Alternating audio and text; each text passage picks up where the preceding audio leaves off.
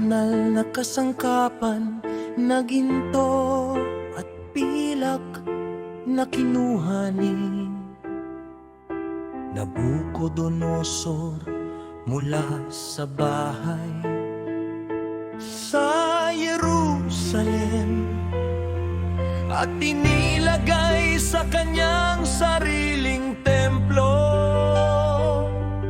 Ang mga iyon ay inilabas muli ni Haring Ciro mula sa templo sa Babilonia at ibinigay kay Zorobabel at kay Sanabassaro na pinuno.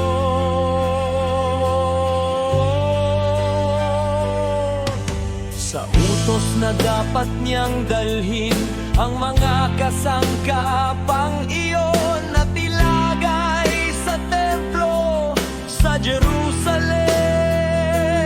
At ang templo ng hanggan ay tatayo sa kanyang dako.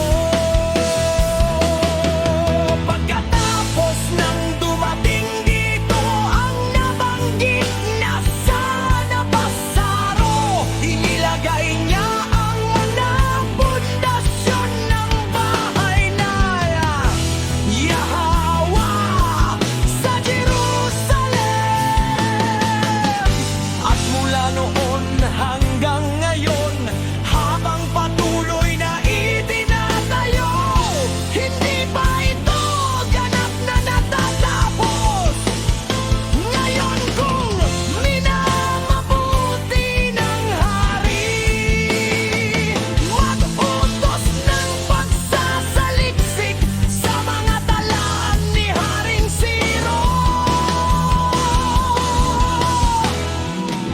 At kung matuklasan na ang pagtatayo ng bahay ng alahaya,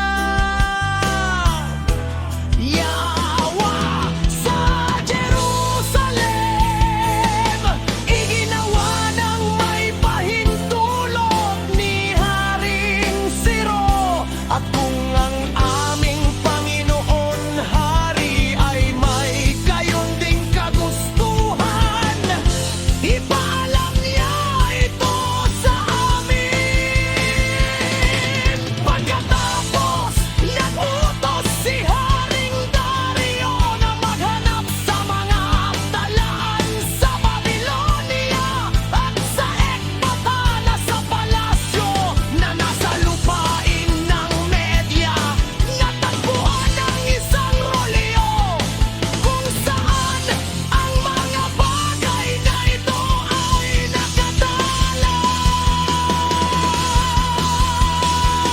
Sa unang taon ng paghahari ni Ciro,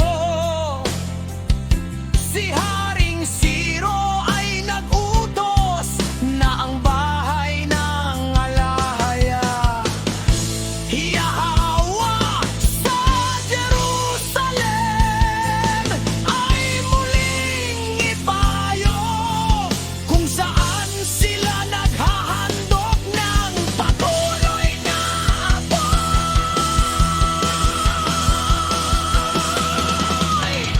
Ang taas nito ay 60 siko at ang lapad ay 60 siko